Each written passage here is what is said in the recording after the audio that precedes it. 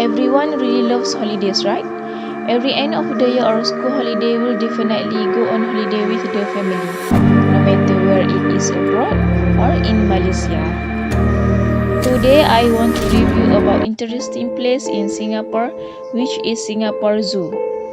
My favorite thing about Singapore Zoo was how most animals are not kept in cage but housed in large enclosures with fences about waist height. Just inside the fence is a 2 to 3 meter wide moat that stops the animals from jumping out. Some cagging and wires are around the moat to deter animals, like cheetahs, that seem interested in venturing outside their enclosure.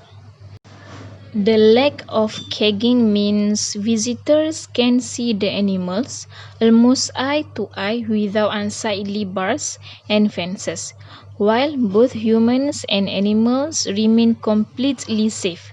Some animals are kept outside of enclosures entirely. Upon entering the zoo, I spot a cotton-top tamarin in the branches of a tree right in the middle of the footpath.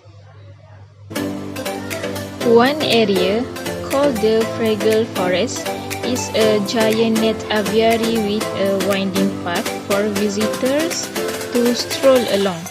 There is no separation from animals inside, so while you are walking along the path, bright red and green parrots fly above your head. Monkeys swing alongside you in tree branches, and squirrels and mouse deer hop along beside your feet. There was a ring-tailed lemur lounging across the sign identifying it, so close that I could have reached out and touched it. In order to enable this level of freedom, the zoo has strict rules in place prohibiting visitors from feeding or touching animals unless directed by a staff member.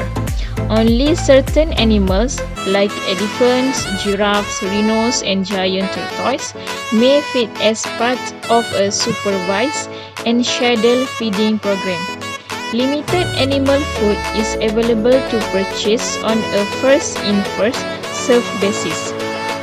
The way Singapore Zoo has structured its animals as hybrids into geographical zones makes it all the more interesting to explore.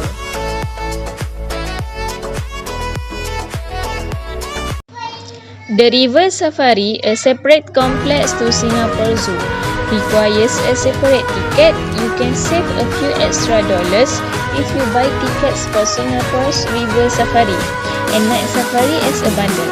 But unfortunately, I did not have time to see the Night Safari on this trip. Similar to Singapore Zoo, the River Safari is structured into theme zones, one for each of the world's major river habitats. First up is the Mississippi River with a toothy alligator guards and alligator snapping turtles. The Mekong River as hybrid is one of the largest with an aquarium for giant siam scarps, Mekong giant catfish, and even a giant freshwater stingray. The highlight of the River Safari complex is the Amazon River Quest, which is somewhat like a boat ride crossed with a mini theme park.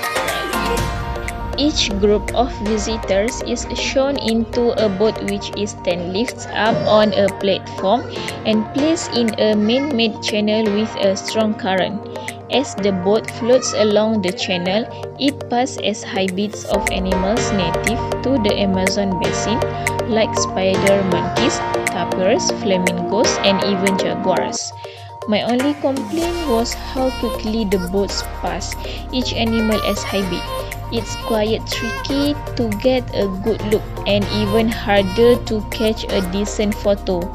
Camouflaged speakers alongside the channel provide commentary on each animal as they are passed. The boat ride lasts about 10 minutes.